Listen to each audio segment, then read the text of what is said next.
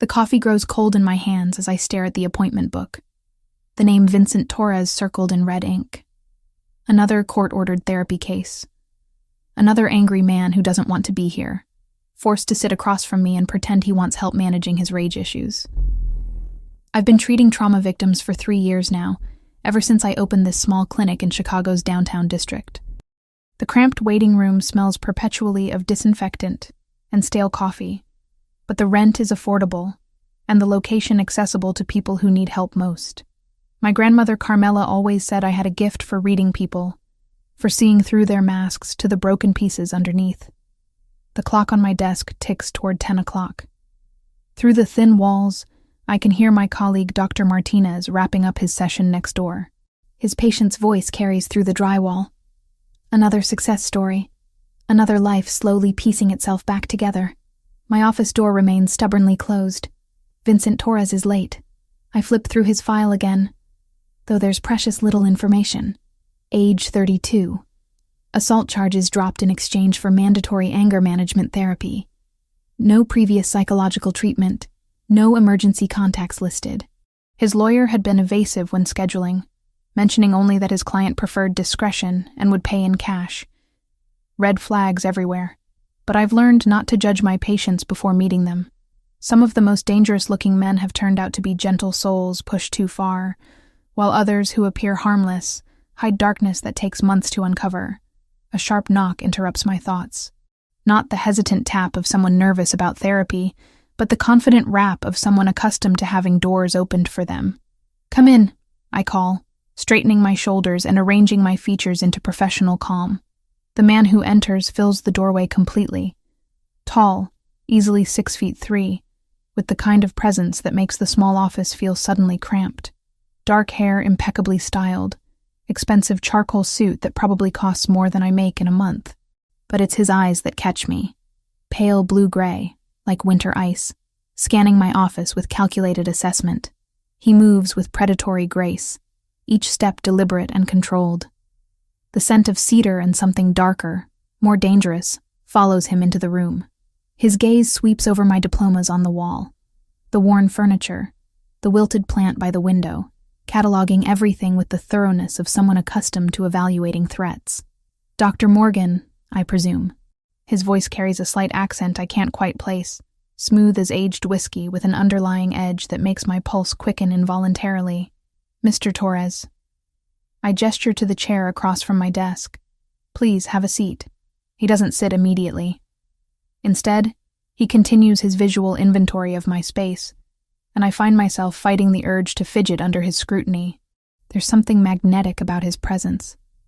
A dark charisma that demands attention, even as it sets off every warning bell in my head.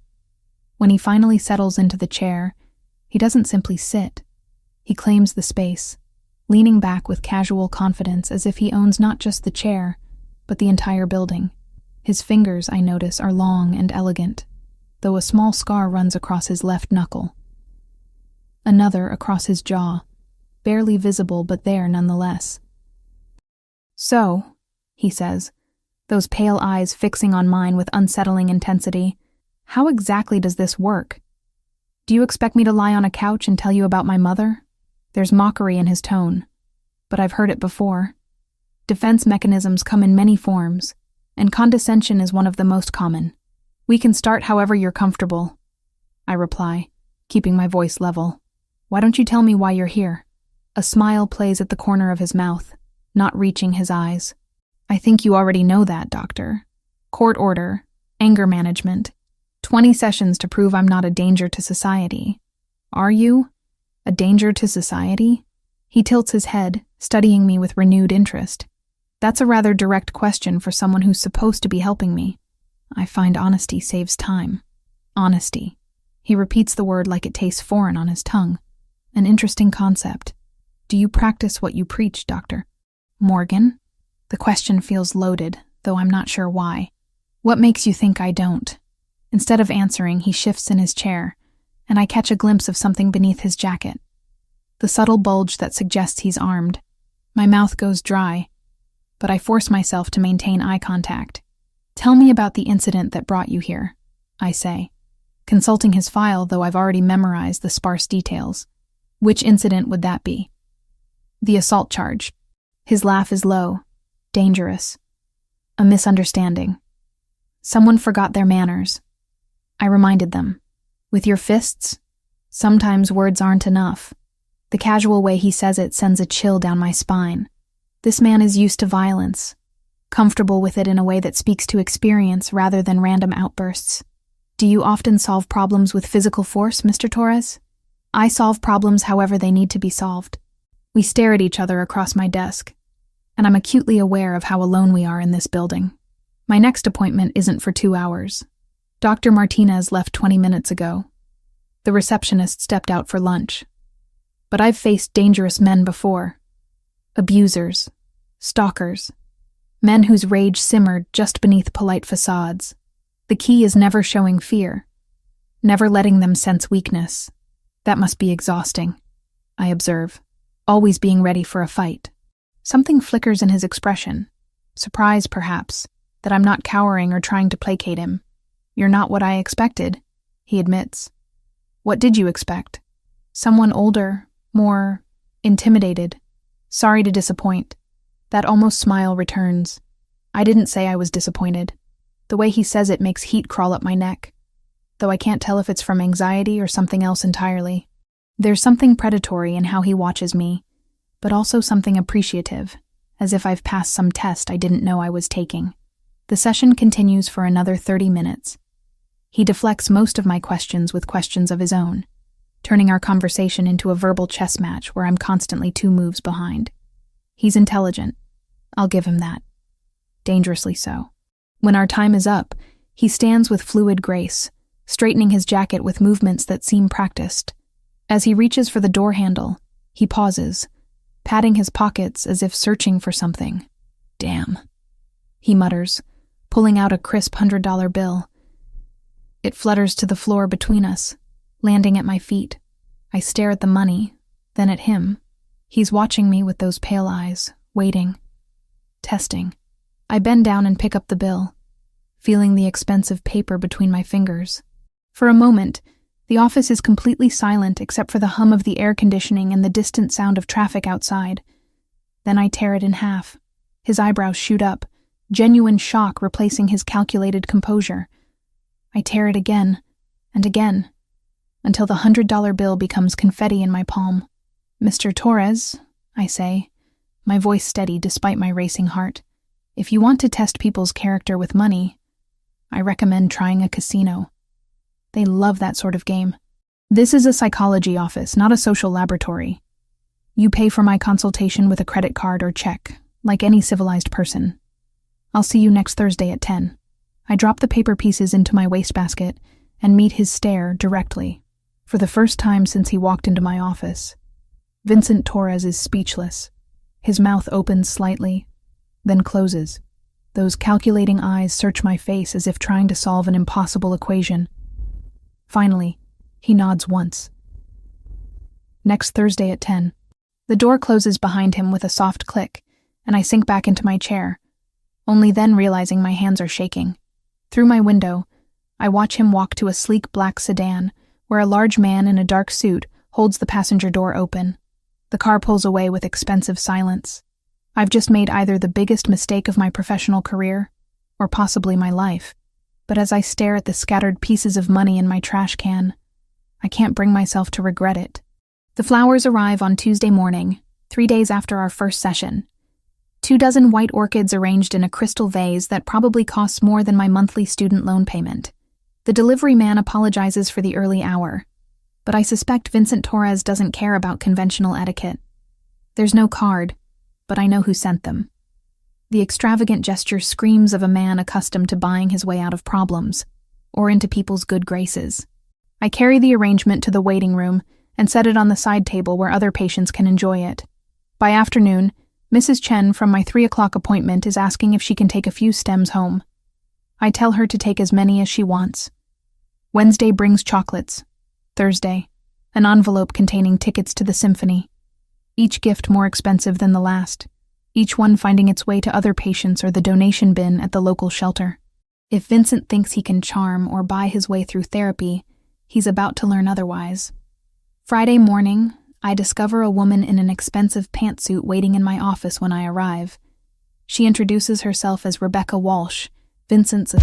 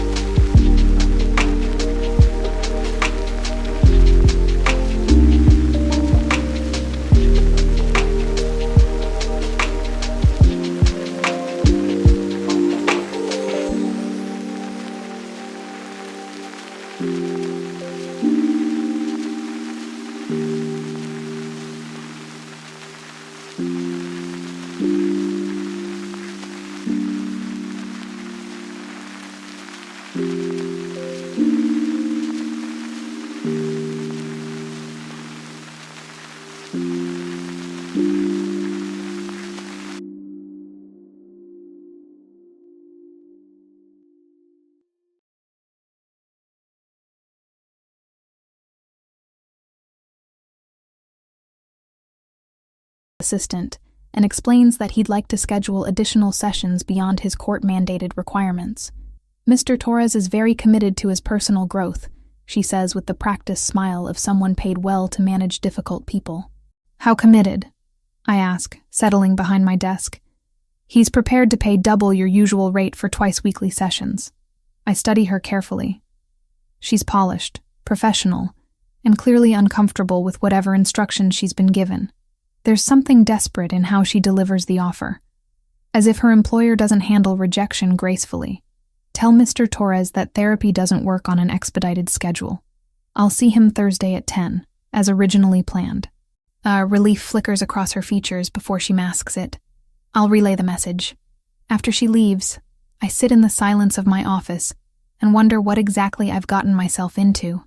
Men like Vincent Torres don't usually accept no for an answer, yet here he is, attempting to negotiate therapy sessions like business deals. Thursday arrives gray and drizzling, the kind of Chicago weather that seeps into your bones. Vincent appears at exactly 10 o'clock, punctual to the second. Today, he wears a navy suit that fits like a second skin, his dark hair slightly damp from the rain. The scent of his cologne, something expensive with notes of bergamot and danger, follows him into the room. "Good morning, Dr. Morgan." He settles into the same chair as before, but his posture is different. Less territorial, more curious. "Good morning. Thank you for the flowers, chocolates, and symphony tickets. They found good homes." A smile tugs at his lips. "You gave them away." "I don't accept gifts from patients. Even beautiful ones?" The question hangs in the air between us, loaded with meaning I'm not sure I want to examine. He's watching me with those pale eyes, and I'm suddenly aware of how the gray light from the window catches the sharp angles of his face. "Especially beautiful ones," I reply, keeping my voice steady. He laughs, a genuine sound that transforms his entire expression. For a moment, the dangerous edge softens, revealing glimpses of the man beneath the intimidation. "You're full of surprises, Isabella Morgan." The way he says my first name sends heat spiraling through my chest. I hadn't given him permission to use it, hadn't told him to call me anything other than Dr. Morgan. Yet hearing it in his deep voice feels oddly intimate. "Let's focus on you, Mr. Torres. How was your week?" Enlightening. He crosses one ankle over the opposite knee, the movement casual but somehow predatory. "I spent considerable time thinking about our last conversation." "What specifically?" "Your reaction to my test." "You mean when you tried to bribe me?" "When I tried to understand what kind of woman I'm dealing with." The admission is more honest than I expected. I lean forward slightly, sensing an opening. "And what did you conclude? That you're either very brave or very foolish. Which do you think it is?" His gaze sharpens, studying me with renewed intensity. I'm still deciding. We fall into a rhythm over the next 40 minutes. He tells me stories, supposedly hypothetical scenarios about business deals gone wrong, partnerships that ended badly, competitors who pushed too far. Each story is laced with violence, testing my reactions, probing for the limits of my professional composure. I listen without judgment, occasionally asking clarifying questions that make him pause and reconsider his narratives. Slowly, patterns emerge. Themes of betrayal, abandonment, the crushing weight of responsibility. Beneath the carefully constructed scenarios, I glimpse fragments of truth. "In these hypothetical situations," I say during a lull, "the protagonist often seems to be protecting something, or someone." Vincent's fingers still on the arm of his chair. "What makes you say that?" "The violence isn't random. It's defensive, reactive rather than predatory. Perhaps the protagonist learned early that the world isn't kind to those who can't protect themselves." "How early?" The question catches him off guard. For a moment, his mask slips, and I see something raw and unguarded in his expression. Pain, quickly buried but not quickly enough. "Hypothetically, if you prefer." 8 years old. The protagonist's mother died, and he learned that the people who promise to keep you safe often fail. My chest tightens at the vulnerability in his voice. This isn't hypothetical anymore. This is truth, offered like a gift, wrapped in razor wire. That's a heavy burden for a child to carry. Children adapt. They survive. Surviving isn't the same as healing. He's quiet for a long moment, those pale eyes distant. When he speaks again, his voice is softer. "You talk as if healing is possible for everyone. Don't you think it is? I think some wounds are too deep to close completely, but they can stop bleeding." Our eyes meet across the desk and something passes between us. An understanding, fragile and dangerous. He sees that I'm not afraid of his darkness, and I see that beneath his carefully constructed armor lies a man who's been bleeding for 24 years. The moment stretches, electric with unspoken possibilities. I'm acutely aware of everything about him. The way his shirt fits across his broad shoulders, the slight curve of his mouth when he's thinking, the intensity of his gaze that makes me feel exposed and seen in equal measure. My pulse quickens, and I know I should look away, should re-establish professional distance. Instead, I find myself leaning closer, drawn by something I don't want to name. Vincent notices. His eyes darken, and I see his chest rise and fall more rapidly. The air between us thickens with tension that has nothing to do with therapy, and everything to do with the dangerous attraction crackling like electricity whenever he's near. Then my phone buzzes with a text, breaking the spell. I glance at it automatically. My next appointment confirming their time. When I look up, Vincent's expression has closed off again. Professional distance restored like a wall between us. Our time is up, I say, though I can hear the breathlessness in my own voice. He stands with that fluid grace I'm beginning to recognize, straightening his jacket with practiced movements. At the door, he pauses and turns back to me. "Dr. Morgan?" "Yes?" "You're the first person who's ever told me wounds can stop bleeding." He leaves without another word, and I'm left staring at the closed door, my heart hammering against my ribs. Whatever this is between us, it's growing beyond my ability to control it. And the most dangerous part?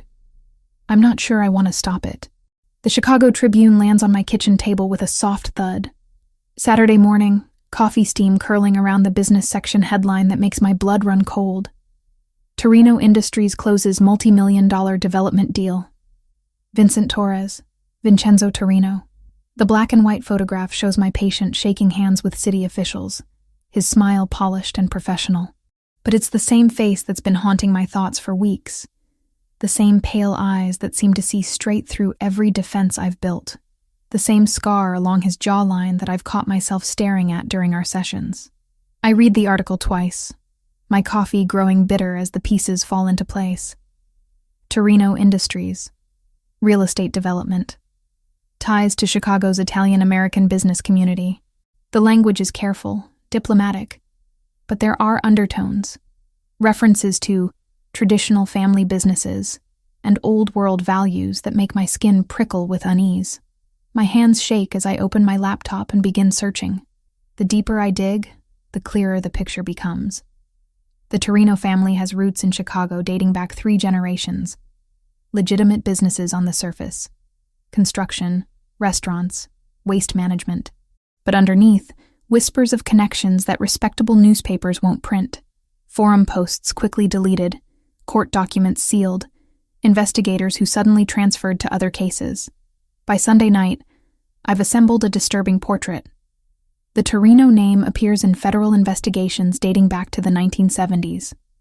Always peripheral, never central. Always protected by expensive lawyers and convenient alibis. The kind of family that throws charity galas while bodies wash up in Lake Michigan.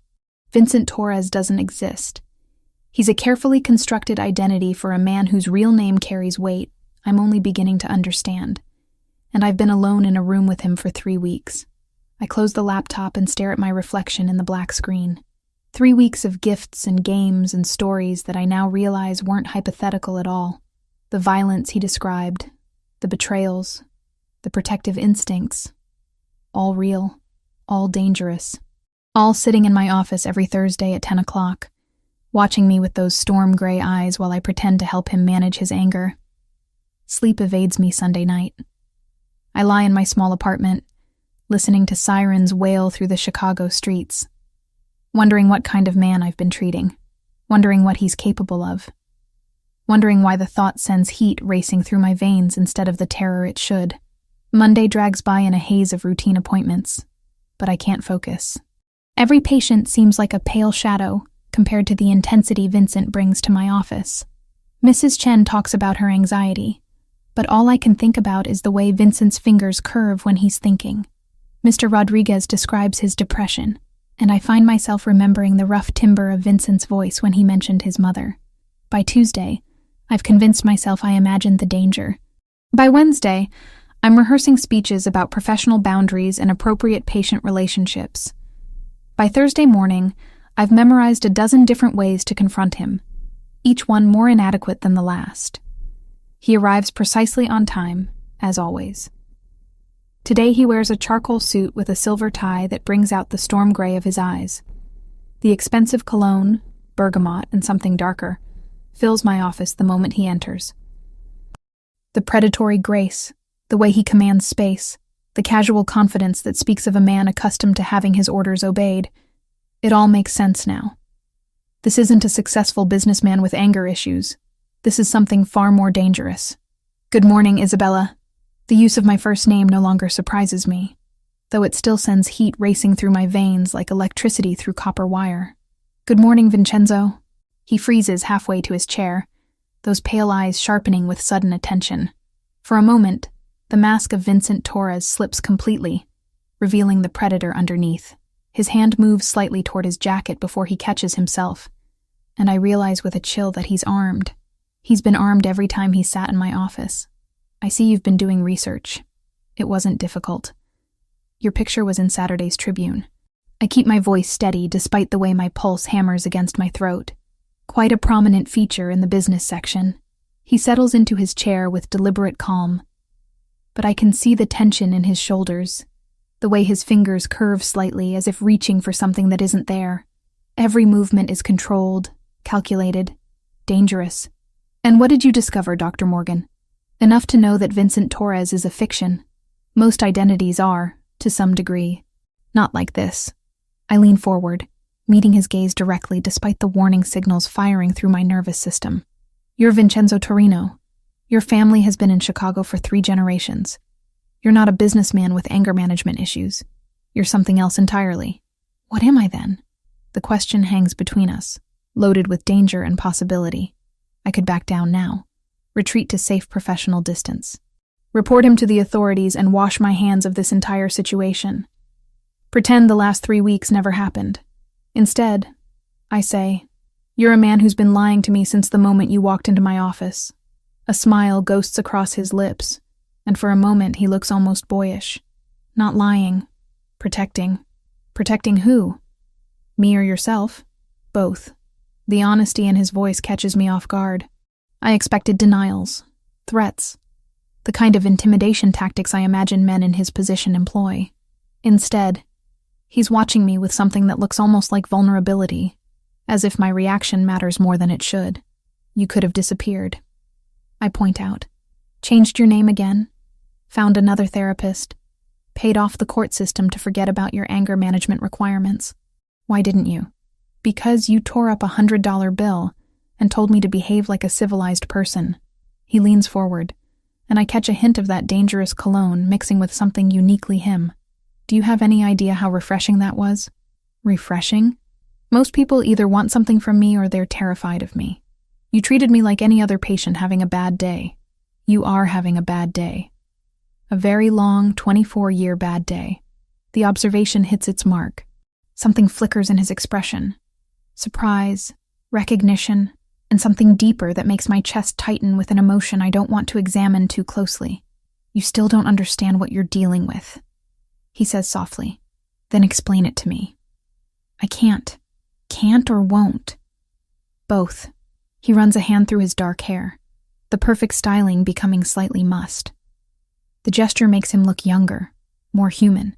There are things about my world that once you know them, there's no going back to ignorance. And ignorance, Isabella, might be the only thing keeping you safe.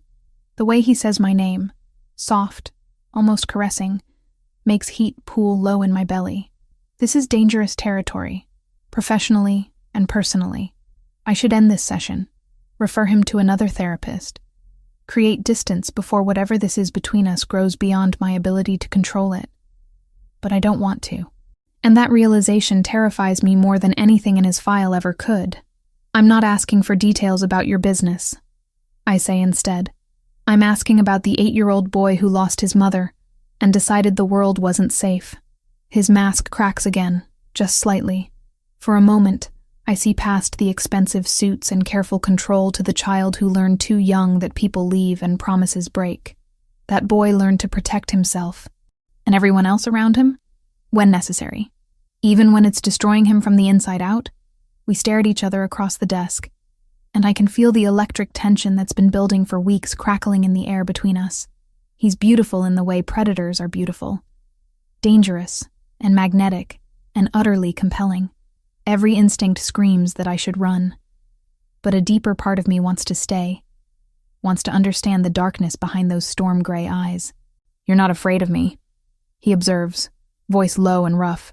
"Should I be?" "Yes." The word is barely a whisper. "You should run from this office and never look back." "But you don't want me to." "No." His eyes darken, pupils dilating slightly. "I don't." The admission hangs between us like a confession. My pulse pounds in my throat, and I'm suddenly aware of how alone we are.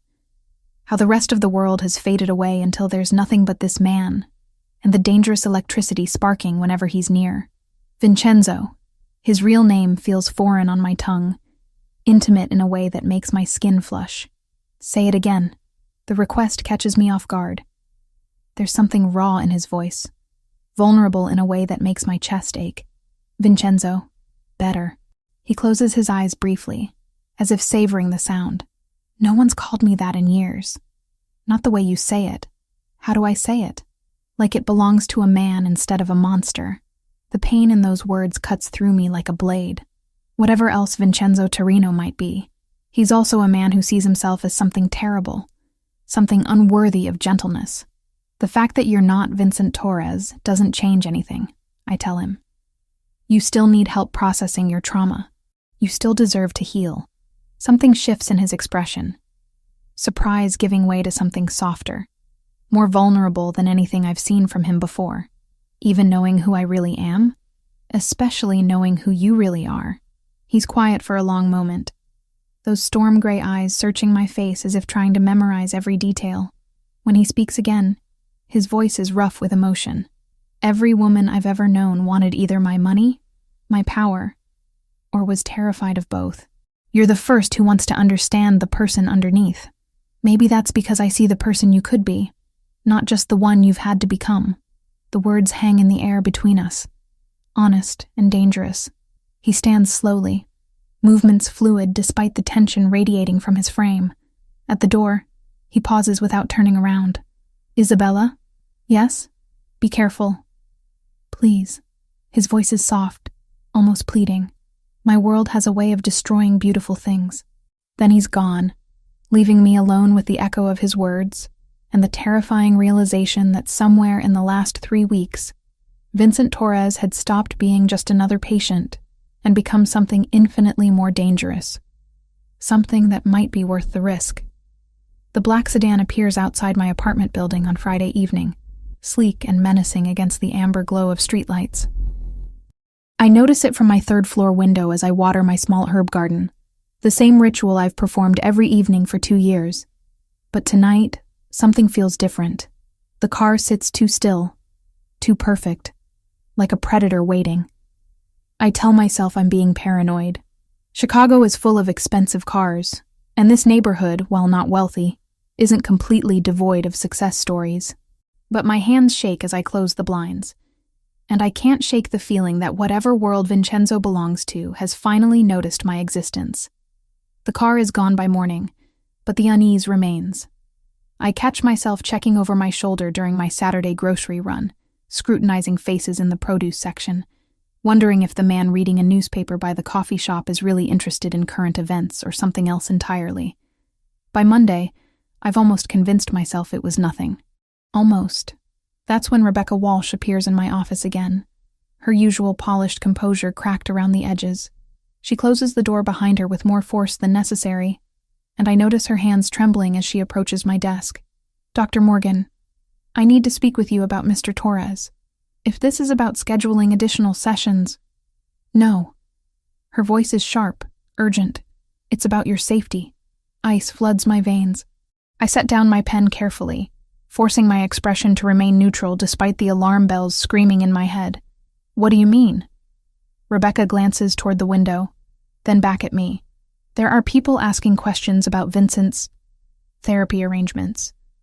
People who don't understand the nature of your professional relationship." "What kind of people?" "The kind who don't ask politely." She leans forward, lowering her voice. "Vincent wanted me to warn you. He's handling the situation, but until it's resolved, you need to be careful." "Careful how?" "Stay aware of your surroundings. Don't deviate from your normal routines without letting someone know where you're going. And if you see anything unusual, cars, people who don't belong, call this number immediately. She slides a business card across my desk. It's plain white with only a phone number, no name or company information. Rebecca, what exactly is Vincent involved in? Her laugh is bitter. Nothing you want to understand, Dr. Morgan.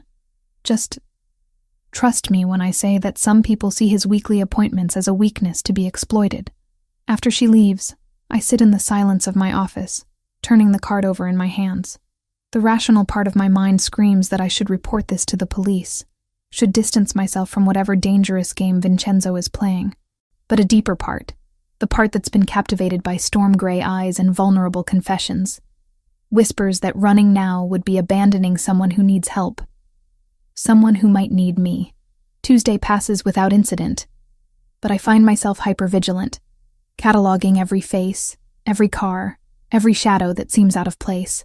When Vincenzo arrives for our Thursday session, he looks different. The expensive suit is the same, the controlled movements unchanged, but there's tension in his shoulders that wasn't there before.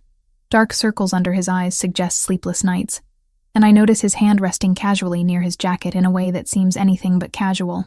"You spoke with Rebecca," he says without preamble, settling into his chair with predatory grace.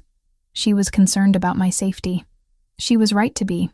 The admission sends fear racing through my bloodstream, but also something else, something that feels dangerously like anticipation. "Tell me what's happening, Vincenzo." He studies me for a long moment, those pale eyes searching my face. "There's a family in this city who believes I've grown soft. They think my weekly visits to a therapist indicate weakness, vulnerability they can exploit." "The Benedetti family?" His eyebrows rise slightly. "You have been doing research." "I'm a fast learner. What do they want?" "Territory, influence, the usual things men kill for." His voice is casual, matter of fact, as if discussing the weather rather than murder. "They've decided that my apparent psychological dependence on you makes me an easier target." "Psychological dependence?" Something flickers in his expression. Their words, not mine. Are they wrong?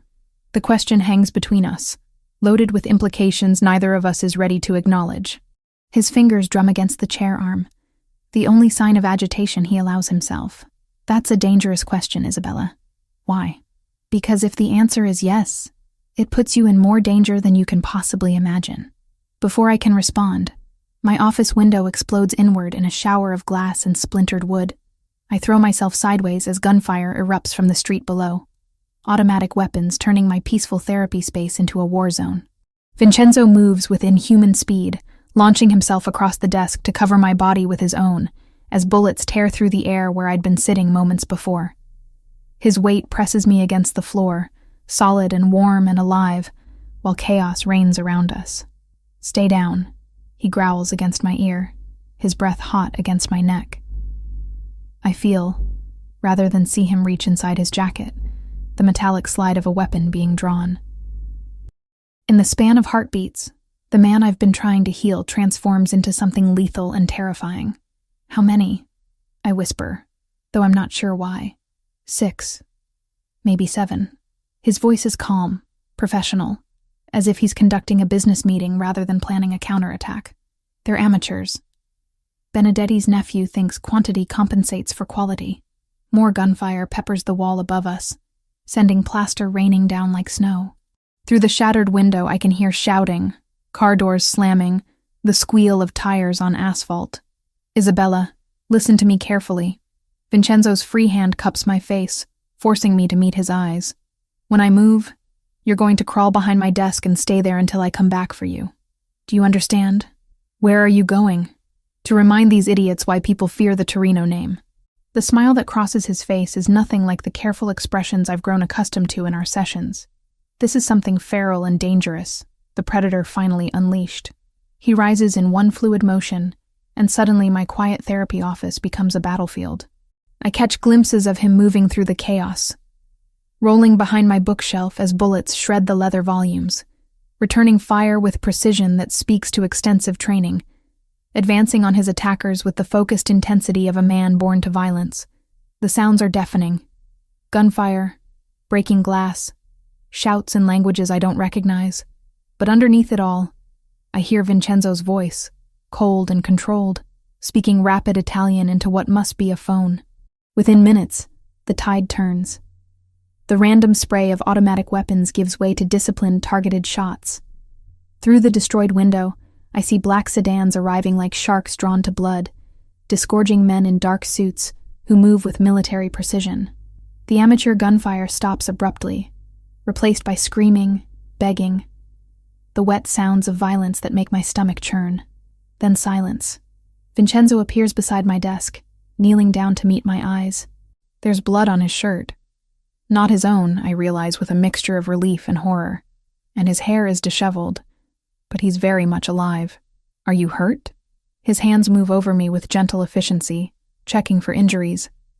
I shake my head, not trusting my voice. The adrenaline is beginning to fade, leaving me shaky and disoriented. Good. He helps me to my feet, steadying me when my legs threaten to give out. We need to leave. Now. The police won't be coming. This will be handled internally. The casual certainty in his voice reminds me exactly who I'm dealing with. This isn't a man who relies on law enforcement for protection. This is someone who makes his own rules, enforces his own justice. As he guides me toward the door, I catch sight of the destruction. My office is barely recognizable. Furniture overturned, books scattered, my diplomas hanging askew on bullet-riddled walls. The small space where I've helped so many people heal has become a monument to violence. I'm sorry, Vincenzo says quietly, following my gaze. This is what my world does to beautiful things. But as we step into the hallway, his arm protective around my shoulders, I realize something that should terrify me, but doesn't. In the midst of chaos and gunfire, when men with automatic weapons were trying to kill us both, I felt safer in Vincenzo Torino's arms than I'd ever felt in my life. And that realization changes everything. The safe house sits in Lincoln Park, hidden behind tall hedges and wrought iron gates that look decorative but clearly serve a more serious purpose. Vincenzo's men move through the shadows like phantoms, their presence both reassuring and terrifying. I've been here for 3 days now. 3 days of trying to process what happened in my office while living in a world where armed guards are as common as housekeeping staff. The house itself is beautiful in an understated way. Hardwood floors, exposed brick walls, furniture that whispers expense without shouting it. Nothing like the gaudy mansion I'd imagined, but it's the small details that reveal its true nature. Bulletproof glass in the windows, reinforced doors, security cameras disguised as decorative elements. I'm examining a first edition Hemingway in the library when Vincenzo finds me. He moves silently, a skill I'm beginning to realize he's perfected over years of necessity. Today he wears dark jeans and a black cashmere sweater instead of his usual suit, the casual clothes doing nothing to diminish his commanding presence. How are you sleeping? His voice carries genuine concern, and I notice the dark circles under his eyes have deepened. Better than you, apparently. I close the book, running my fingers over the leather binding. When was the last time you slept more than 2 hours? Sleep is a luxury I can't afford right now. Neither is exhaustion when people are trying to kill you. A smile ghosts across his lips. Still trying to take care of everyone, even in a safe house surrounded by armed guards. It's what I do. I study his face, noting the tension in his jaw, the way his shoulders never fully relax. Besides, we never finished your session Thursday. I think circumstances called for a postponement. All the more reason to continue now, unless you'd prefer to process trauma through gunfights. He's quiet for a moment, those storm-gray eyes searching my face. You realize what you're asking? To continue therapy sessions with a man whose world just tried to kill you? Your world didn't try to kill me. Your enemies did. There's a difference. Is there? The pain in his voice makes my chest ache. I stand, moving closer until I can see the flecks of silver in his eyes. Smell the cedar and bergamot cologne that's become as familiar as my own perfume. Yes, there is, because you threw yourself between me and those bullets, without hesitation. Because you're torturing yourself with guilt over something that isn't your fault. Because you're still the same man who lost his mother at 8 and learned the world wasn't safe. His jaw tightens. That man is dangerous to everyone around him. That man is in pain and deserves healing. Even if it costs you everything, the question hangs between us, loaded with implications that make my pulse quicken. We're standing close enough that I can feel the heat radiating from his body, see the faint scar along his jawline that I've wondered about for weeks. Vincenzo, sit down, please. To my surprise, he complies, settling into the leather armchair by the fireplace. I take the matching chair across from him, the familiar dynamic somehow comforting despite our changed circumstances. Tell me about the night your mother died. His entire body goes rigid. Isabella, you said she died when you were 8. You've referenced her death multiple times, but you've never told me what actually happened. Because it's not relevant to. It's the foundation of everything else. The reason you learned not to trust, not to let people close. The reason you've built walls so high that it takes gunfire to make you show genuine emotion. He stares into the fire, flames dancing across his sharp features. When he speaks, his voice is barely above a whisper. She was supposed to be safe. My father promised she'd be safe. Safe from what? The Benedetti family. Even then, they wanted what we had. Territory, respect, fear. His hands clench into fists. There was supposed to be a meeting, neutral ground, a chance to resolve things peacefully. But it wasn't peaceful. They shot her car full of holes on Lakeshore Drive. 8 bullets through the windshield, 4 through the side windows. She died instantly, they said. Didn't suffer. The raw pain in his voice cuts through me like a blade. This isn't the controlled businessman or the dangerous predator. This is an 8-year-old boy who watched his world explode into violence and blood. Where were you when it happened? Home, waiting for her to come back from grocery shopping. She was buying ingredients to make lasagna for my birthday the next day. His laugh is bitter, broken. I kept asking my father when she was coming home. He didn't tell me she was dead until the next morning. So, you spent your 8th birthday learning your mother had been murdered. I spent my 8th birthday learning that promises of safety are lies people tell to make themselves feel better. I lean forward, aching to touch him, to offer some kind of comfort. Is that why you couldn't save the men who attacked my office? His eyes snap to mine, sharp and dangerous. Those men tried to kill you. They forfeited any right to mercy the moment they pulled triggers in your direction. But you could have wounded them, disabled them. Instead, you killed them all. Yes, because you couldn't protect your mother. But you could protect me. The words hit their mark.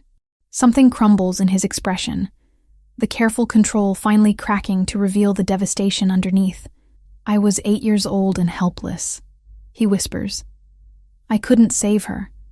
I couldn't even understand why she wasn't coming home. But when those bullets started flying Thursday, when I saw you on that floor, his voice breaks. I couldn't fail again. I wouldn't. Vincenzo. I rise from my chair, unable to maintain professional distance when he's bleeding emotionally in front of me. What happened to your mother wasn't your fault. You were a child who grew up to become exactly what killed her. No. I kneel beside his chair, placing my hands over his clenched fists. You grew up to become someone who protects people instead of destroying them. Someone who goes to therapy instead of just burning the world down. Someone who's capable of change. His eyes meet mine, and I see something I've never seen before. Hope. Fragile and afraid to believe in itself. You really think I can change?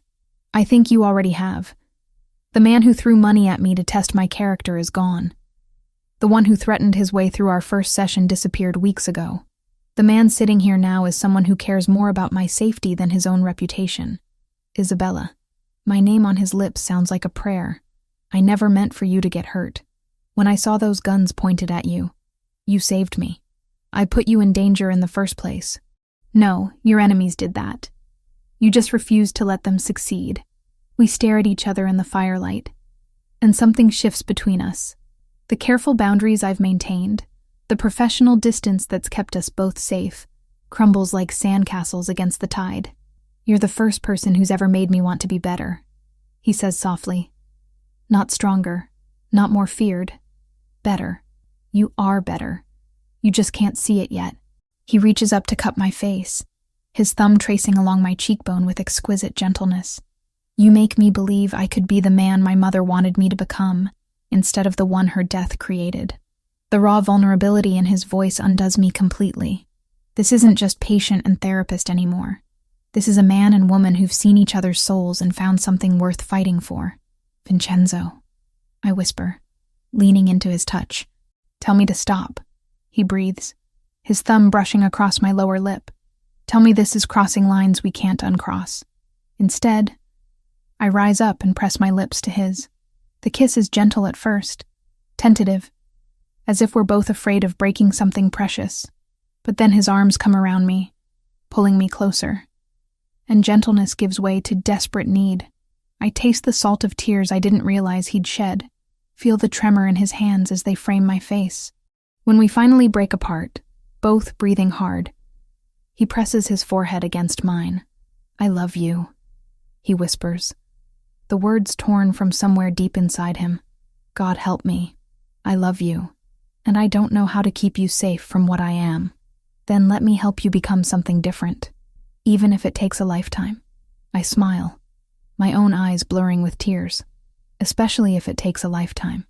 Outside, armed guards patrol the grounds, and enemies plot our destruction. But inside this room, beside the dancing firelight, we've found something worth rebuilding a life around. Something worth the risk of hoping again. 2 weeks later, I formally submit my termination of the therapeutic relationship between Dr. Isabella Morgan and Vincent Torres to the state licensing board. The paperwork sits heavy in my hands as I seal the envelope, officially ending what began as court-ordered anger management and evolved into something that changed both our lives forever. The ethics are clear. I cannot continue treating a patient with whom I've developed romantic feelings. But more than that, Vincent Torres was a fiction created to protect Vincenzo Torino, and the man I've fallen in love with deserves honesty in all things. The safe house has become our world for these past 2 weeks, a sanctuary where we've learned each other's rhythms without the constraints of professional boundaries. I wake each morning to the scent of espresso and the sound of Vincenzo speaking rapid Italian on his phone, conducting business from the kitchen island while scrambling eggs with the other hand. He cooks the way he does everything else, with precision and confidence, but also with a gentleness I don't think many people get to see. The licensing board accepted your termination, he says, ending his call and sliding a plate across the marble counter. Rebecca filed it yesterday. Good. I accept the perfectly prepared eggs, noting how he's remembered exactly how I like them. Slightly runny, with cracked black pepper. It feels strange, officially ending something that was never really what we thought it was. No regrets? I meet his eyes across the kitchen, these storm-gray depths that have become as familiar to me as my own reflection. Only that I can't help you heal professionally anymore. You're helping me heal in ways that matter more. He moves around the counter to stand beside me, his hand settling at the small of my back with casual possessiveness. The touch sends warmth spiraling through my chest, as it has every time he's touched me these past 2 weeks. Isabella, there's something we need to discuss. Something in his tone makes me set down my fork. That sounds ominous.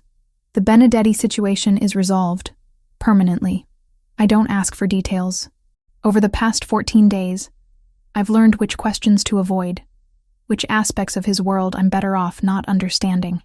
The important thing is that we're safe, which means you can go home if you want to. Back to your apartment, your practice, your normal life. The words hit me like a physical blow. After 2 weeks of waking up beside him, of falling asleep to the sound of his breathing, the thought of returning to my empty apartment feels impossible. Is that what you want? His jaw tightens. What I want and what's best for you aren't the same thing. Let me be the judge of what's best for me. Isabella. He turns to face me fully, his hands framing my face with exquisite gentleness. I love you more than I've ever loved anything in my life. But loving me means accepting a world where armed guards are normal, where your safety depends on other people's fear of my name, where you'll never be completely safe because of who I am. And you think I should run from that? I think you should have the choice to run from that. I cover his hands with mine, holding his gaze steadily. I'm not running, Vincenzo. I'm choosing you, choosing this, choosing us. Whatever that means. Something vulnerable flickers in his expression, even knowing what it costs, especially knowing what it costs. He kisses me then, soft and desperate, as if trying to memorize the taste of my lips. When we break apart, he rests his forehead against mine. There's something else, something I need to show you. An hour later, we're driving through Chicago's North Side in one of his more subtle cars, a silver BMW that screams money without advertising danger. The October air carries the scent of dying leaves and the promise of winter, and I find myself studying Vincenzo's profile as he navigates traffic with the same controlled precision he applies to everything else. We stop outside a building I don't recognize, modern glass and steel rising 12 stories into the gray sky. The ground floor displays are empty, but I can see the bones of what was once a thriving commercial space. What is this place? It was going to be a medical complex. High-end practices, private therapy offices, concierge healthcare. He parks and turns to face me. The developers ran out of money 6 months ago. I bought it last week. My heart starts beating faster. Why? Because you need a new office, and I want you to have exactly what you deserve. Not a cramped space with thin walls and broken security, but something worthy of the work you do. I stare at the building, then at him, overwhelmed by the gesture. Vincenzo, I can't accept something like this. It's too much. It's not a gift. It's an investment. His voice carries a note of uncertainty I've rarely heard from him. I want to be your partner in this. Not just romantically, but professionally. You could build something here. Help people the way you helped me. What are you saying? I'm saying that I want to fund a trauma recovery center. Your trauma recovery center. State-of-the-art facilities, a full staff of counselors and psychiatrists, sliding scale fees so anyone can afford help. Everything you've ever dreamed of building. The magnitude of his offer steals my breath. Why? Because you showed me that healing is possible, even for someone like me. Because the world needs more people who see broken things as worth fixing instead of throwing away. Because I want to do something with my resources that honors what my mother would have wanted instead of just avenging what she lost. Tears blur my vision as the full meaning of his words sinks in. This isn't just about giving me a new office. This is about transformation, about taking everything dark and violent in his world and channeling it toward something beautiful. Show me inside. The interior is a blank canvas, empty spaces waiting to be filled with purpose. But as we walk through the echoing halls, I can see it. Consultation rooms with comfortable chairs and soft lighting. Group therapy spaces designed to feel safe and welcoming. Offices for counselors specializing in everything from domestic violence to addiction recovery. The top 3 floors would be residential, Vincenzo explains, his voice echoing in the empty space. For patients who need intensive care, somewhere safe to heal without outside pressure. Like a safe house for broken souls? Exactly. We stop in what will be the main reception area. Floor-to-ceiling windows offering a view of Lincoln Park's autumn colors. I can imagine patients sitting here, gathering courage to face their traumas, supported by people who understand that healing is possible. There's one condition, Vincenzo says quietly. What? Some of my people. They carry wounds that can't be treated in traditional settings. Men who've done terrible things, who've been damaged by terrible things, who need help but can't risk exposure to law enforcement or conventional health care. I study his face, understanding the request beneath his words. You want me to treat members of your organization, only if you're comfortable with it, only if you think it's something you can do safely. But yes, there are people in my world who deserve a chance to heal, even if they can't seek help through normal channels. The ethical implications are staggering, but so is the potential impact. How many violent men might choose a different path if healing were available to them? How many cycles of trauma and revenge might be broken? They would have to be completely honest with me. No lies, no false names, no pretending to be something they're not. Agreed. And they would have to genuinely want help, not just be going through the motions to appease you or anyone else. Of course. And you would have to promise me that anything discussed in therapy stays confidential, even from you. Even if they tell me things about your business that you'd rather not have revealed. He's quiet for a long moment, and I know I'm asking him to surrender a level of control that goes against every instinct he's developed over 24 years of survival. Yes, he says finally. I promise. I walk to the windows, looking out at the city we'll serve, the lives we might be able to change.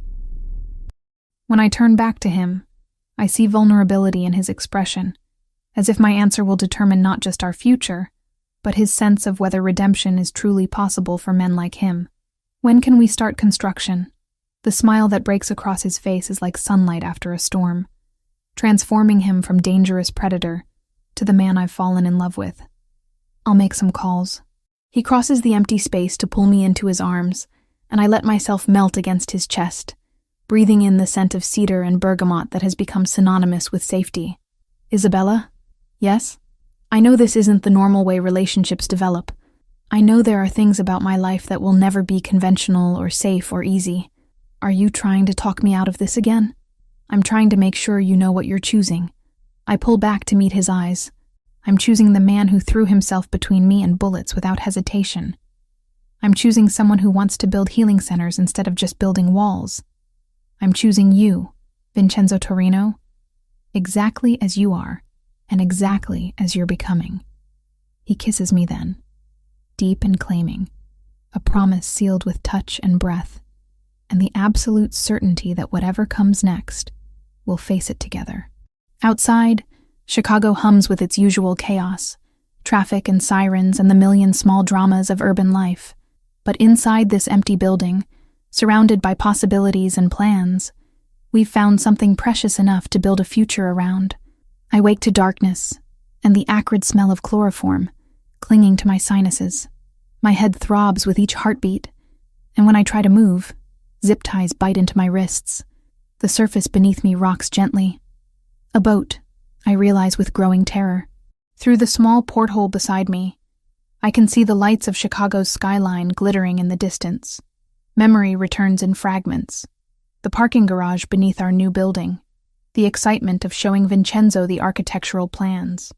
The shadow that moved behind a concrete pillar just as something pressed against my face, chemical sweet and suffocating. I've been here before, in a way. Not physically, but psychologically. Every trauma victim I've ever treated has described this moment, the sudden understanding that control has been stripped away, that survival depends on intelligence rather than strength. Ah, the famous Dr. Morgan awakens. The voice carries a slight accent, different from Vincenzo's smooth Italian inflections. Russian, maybe, or Eastern European. I turn toward the sound and see a man silhouetted against the cabin lights, tall, lean, with silver-streaked hair and cold eyes that reflect the artificial illumination like a predator's.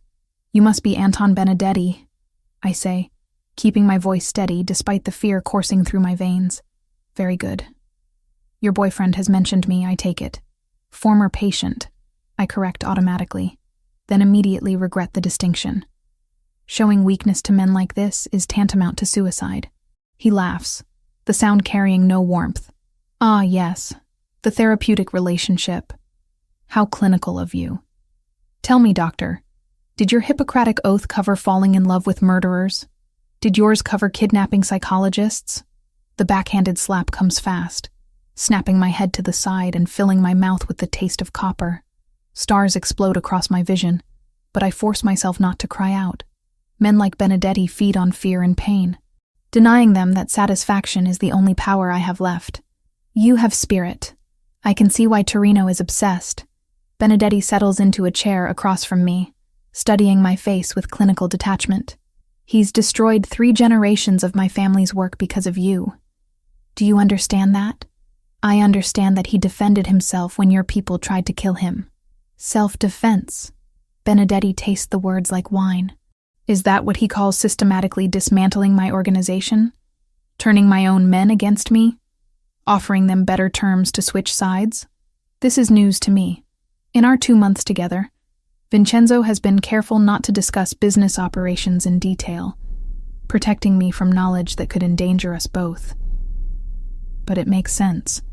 He's too intelligent to rely purely on violence when strategy would be more effective.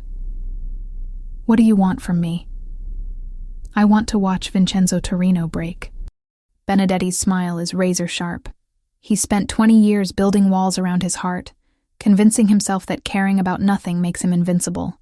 Then you walked into his life and undid decades of careful emotional architecture in a matter of weeks. So this is about revenge. This is about balance. He took my son, my nephews, my legacy. Now I take the one thing he values more than power. The casual way he discusses murder makes my skin crawl, but I force myself to think like a therapist. What drives a man like Benedetti? What psychological levers might I be able to manipulate? You're afraid, I observe. His eyes sharpen dangerously. Excuse me? This elaborate kidnapping, the psychological torture, it's not about revenge. It's about fear. Vincenzo outmaneuvered you, and now you're terrified that everyone will see you as weak. Another slap, harder this time. Blood trickles from my split lip, but I continue. You could have just killed me, put a bullet in my head, and dumped my body where he'd find it. But you didn't, because that wouldn't prove your superiority.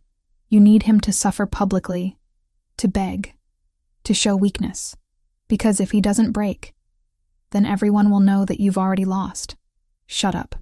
How many of your own men are having doubts right now? How many are wondering if Vincenzo's offer is more attractive than loyalty to a leader who can't protect them? I said shut up. This slap sends me sprawling, the chair tipping backward until my head cracks against the cabin wall. Pain explodes through my skull, but through it I hear something that makes my blood run cold, the sound of phones buzzing simultaneously throughout the boat. Benedetti's expression changes from rage to confusion, to fear in the space of heartbeats. He snatches his phone, and I watch his face drain of color as he reads whatever message has appeared. Boss, one of his men calls from the upper deck. We've got problems. Through the porthole, I can see lights moving on the water. Boats approaching from multiple directions, their searchlights cutting through the darkness like swords. The cavalry has arrived, but I know better than to feel relieved. When men like Vincenzo come for what's theirs, the resulting violence leaves no room for mercy. Benedetti grabs my arm, hauling me upright with brutal efficiency. Move. He drags me up the stairs to the main deck, where his men stand at the railings with automatic weapons. But there's uncertainty in their postures, doubt in their eyes. These are soldiers facing an enemy they're no longer sure they can defeat. How many boats? Benedetti demands. 8, maybe 10. They're surrounding us. And the shoreline? Blocked. Torino's people are everywhere.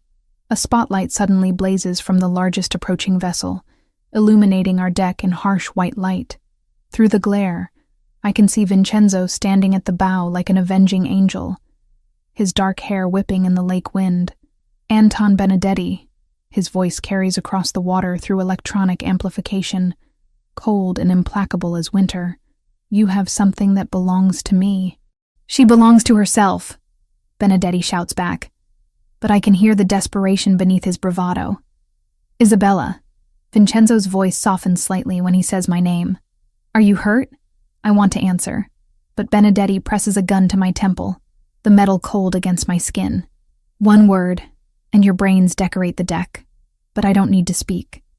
The blood on my face tells Vincenzo everything he needs to know. Even from this distance, I can see his expression change.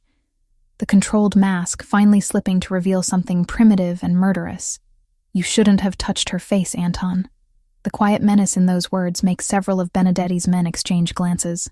This is what I've been trying to explain. They're not just facing Vincenzo's anger, they're facing the wrath of a man who has nothing left to lose. Here's what's going to happen. Vincenzo continues, his voice carrying easily across the water. You're going to release Isabella, unharmed. In return, I'll allow you to live. You're in no position to make demands, Torino. I have your woman, and my men have enough firepower to turn your boats into driftwood. Look behind you, Anton. The command is delivered with such quiet certainty that Benedetti can't help but turn. Standing at the stern of his own boat, having somehow boarded without detection, are 4 men in dark suits. Not Benedetti's men, Vincenzo's. They move with the fluid precision of professional soldiers, and suddenly Benedetti's crew find themselves outnumbered on their own vessel. How?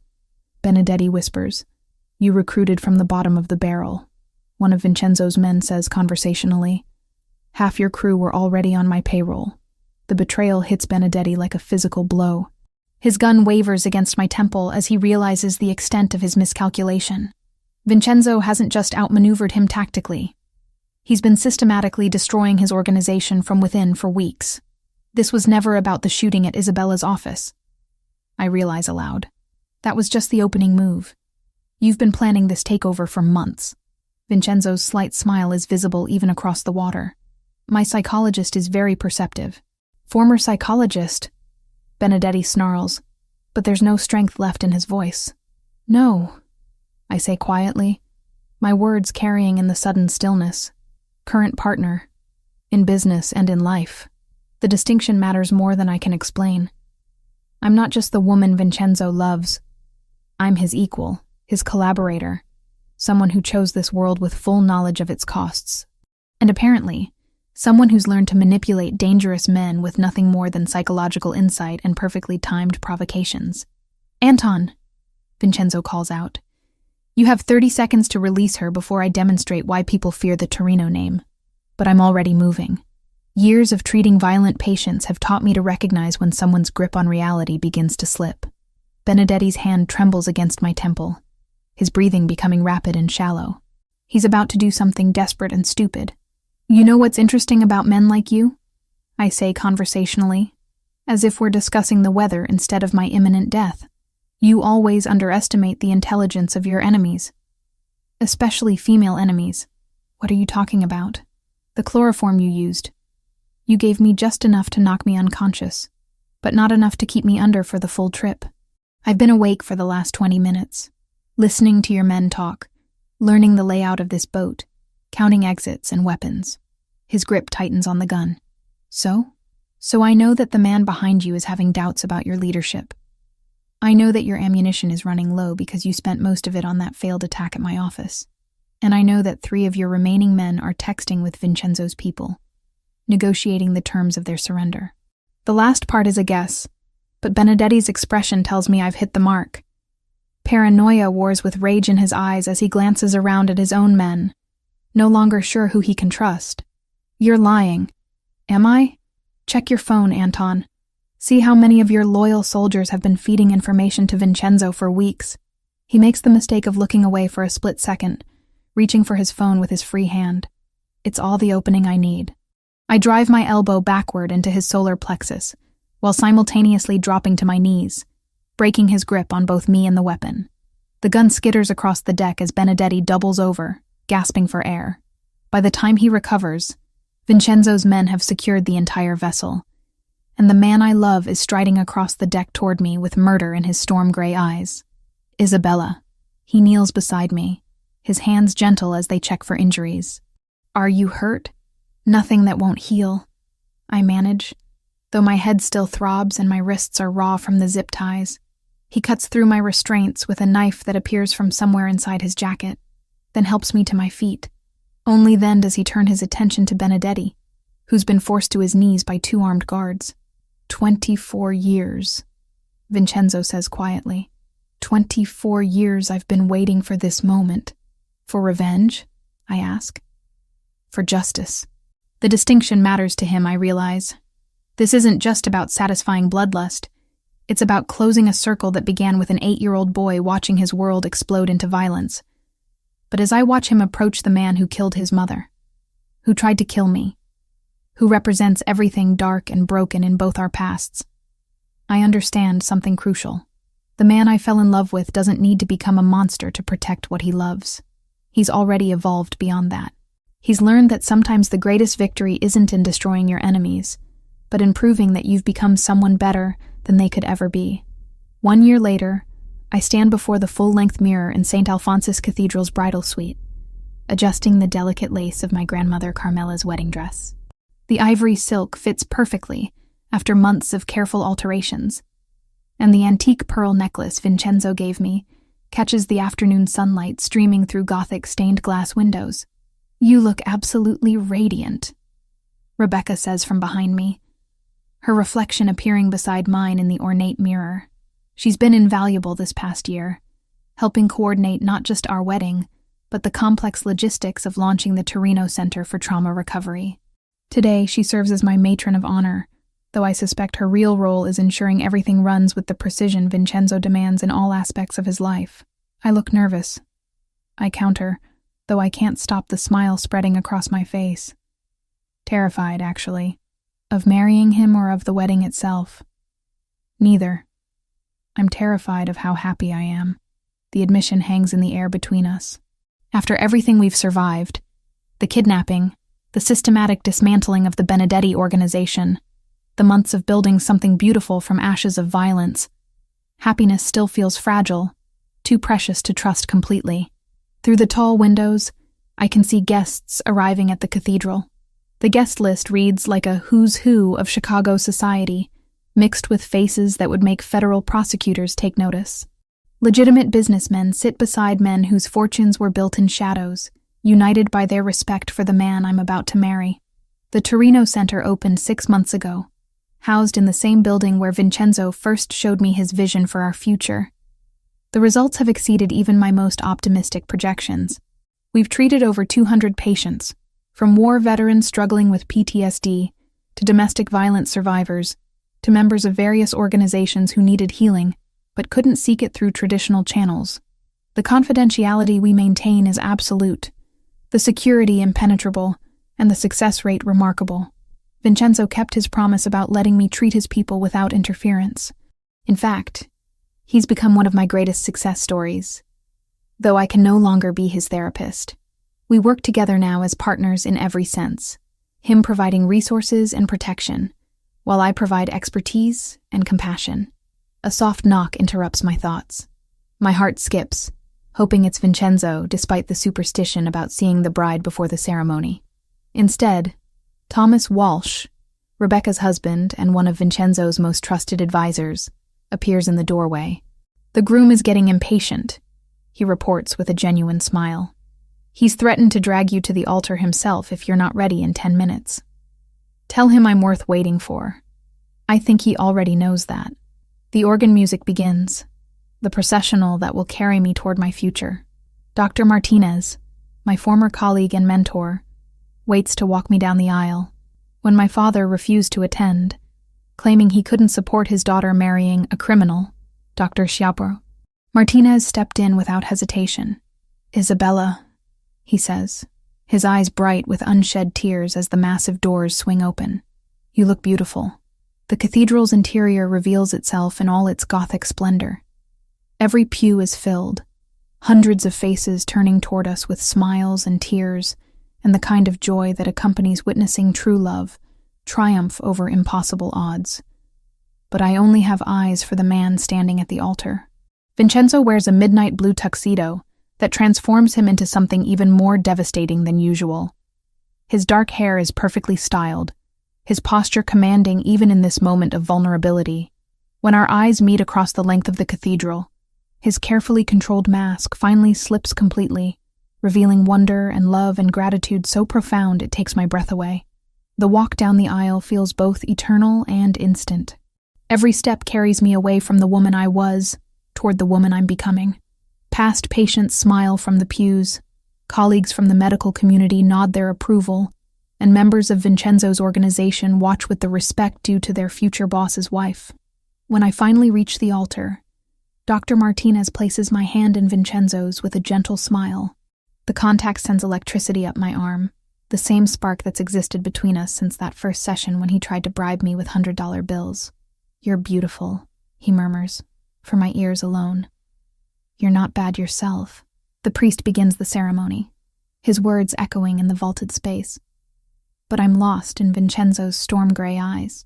I see our entire journey reflected there. The cautious beginning, the dangerous middle, the explosive resolution, and now this perfect moment of peace. When it comes time for vows, Vincenzo produces a folded piece of paper from his jacket pocket. His hands shake slightly as he unfolds it, and I realize this is the first time I've seen him nervous about anything. Isabella, he begins, his voice carrying clearly through the cathedral despite his nerves. A year ago, you tore up my money and told me to behave like a civilized person. You had no idea you were talking to a man who'd forgotten what civilization looked like. Gentle laughter ripples through the congregation, warm and approving. You showed me that healing is possible, even for someone who'd built his life around violence and control. You taught me that strength isn't about how much fear you can inspire, but about how much love you can protect. You proved that some things are worth changing for, worth fighting for, worth risking everything to keep safe. My eyes fill with tears as his words wash over me, each one carefully chosen and deeply meant. I promise to spend every day of our life together becoming the man you see when you look at me.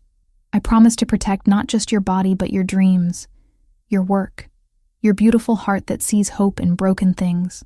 I promise to love you with the same intensity I once reserved for revenge, and to build something beautiful with you from the ashes of everything dark in my past. He folds the paper, his eyes never leaving mine. You tamed me, Isabella Morgan. Not through force or manipulation, but through love so pure it transformed everything I thought I knew about myself. Thank you for seeing the man I could become instead of just the monster I was. When it's my turn, I don't need notes. The words come straight from my heart, flowing as naturally as breathing. Vincenzo, when you walked into my office that first day, you were broken, but you were also brave enough to keep coming back, honest enough to let me see your wounds, strong enough to do the hard work of healing. You taught me that love isn't about fixing someone. It's about choosing to grow together, to face the darkness as partners, to build something stronger than either of us could create alone.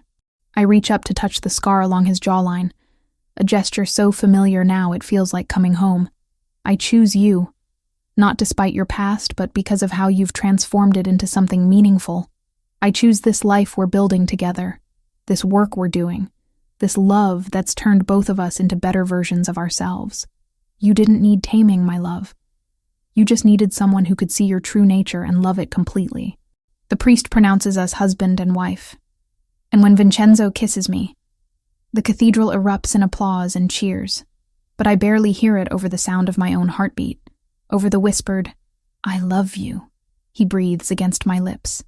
The reception flows seamlessly at the Torino family estate, a sprawling mansion on Lakeshore Drive that speaks to old money and older traditions. Tables laden with Italian delicacies fill the gardens, while a string quartet plays classical music that mingles with laughter and conversation in multiple languages. I dance with my new husband under strings of lights that turn the evening into something magical.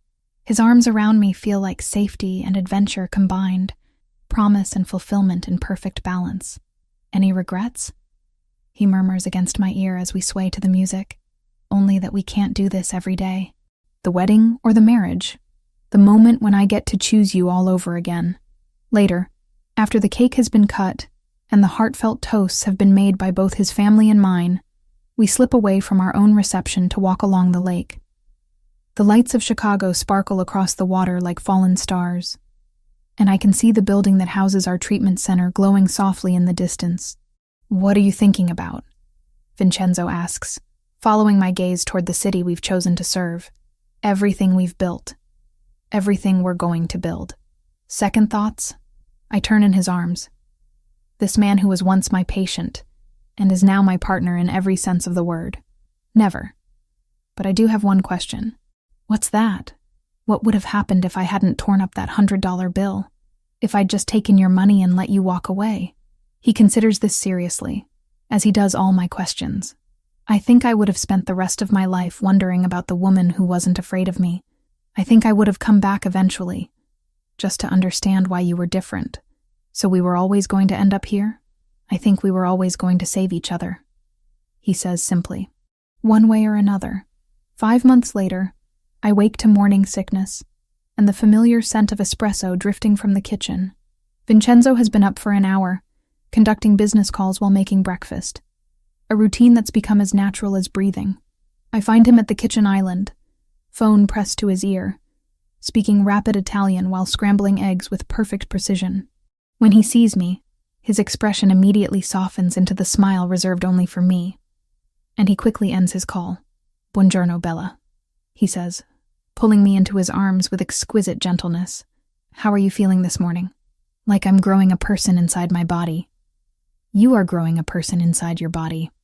Our person." The wonder in his voice makes me laugh. For a man who built an empire through calculated risks and strategic planning, the prospect of fatherhood has left him surprisingly emotional and tender. "Have you thought about names?" I ask, accepting the perfectly prepared eggs and toast he slides across the counter. "If it's a girl, I'd like to name her after my mother, Lucia. And if it's a boy? Something strong. something that honors the past but looks toward the future. He pauses, studying my face. What do you think? Through the kitchen windows of our new home. Not the safe house where we first fell in love, but a sprawling estate in Lincoln Park. I can see the gardens where our children will play, the lake where we'll teach them to swim, the city where they'll learn that their parents built something meaningful from the wreckage of their individual pasts. The Torino Center continues to thrive, treating more patients each month and expanding into research on innovative trauma recovery techniques. Vincenzo's organization has transformed as well, legitimate businesses increasingly replacing the shadowy operations of his youth. Violence still exists at the margins. It always will in his world. But it's no longer the default solution to every problem. We've learned to love without losing ourselves, to heal without forgetting where we came from, to build something beautiful that honors both our scars and our dreams. Sometimes, in quiet moments like this, I think about the woman I was a year ago, lonely, struggling, convinced that love was a luxury I couldn't afford. I think about the man who walked into my office with fake names and real wounds, desperate for healing, but afraid to trust anyone with his truth. Neither of us imagined we'd find salvation in each other. Neither of us planned to fall in love with someone from a completely different world. But love isn't about planning or safety or choosing the sensible option. It's about seeing someone's potential and helping them become it. It's about finding your perfect match in the most impossible person, and deciding that impossible just means you have to be more creative about making it work. It's about a mafia boss learning to be gentle, and a therapist learning to be fierce.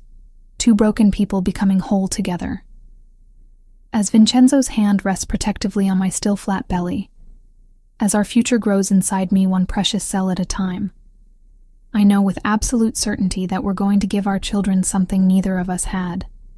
A love story that proves redemption is possible, healing is real, and everyone deserves a second chance at happiness. Even, especially, the ones who don't believe they deserve it. The man who once tested my character with $100 bills now creates healing centers and builds legitimate businesses. The woman who tore up his money because she saw his potential now carries his child and shares his name and his mission to transform lives through love and understanding. We tamed each other through love so pure it transformed everything we thought we knew about ourselves and about what was possible when two souls choose to heal together.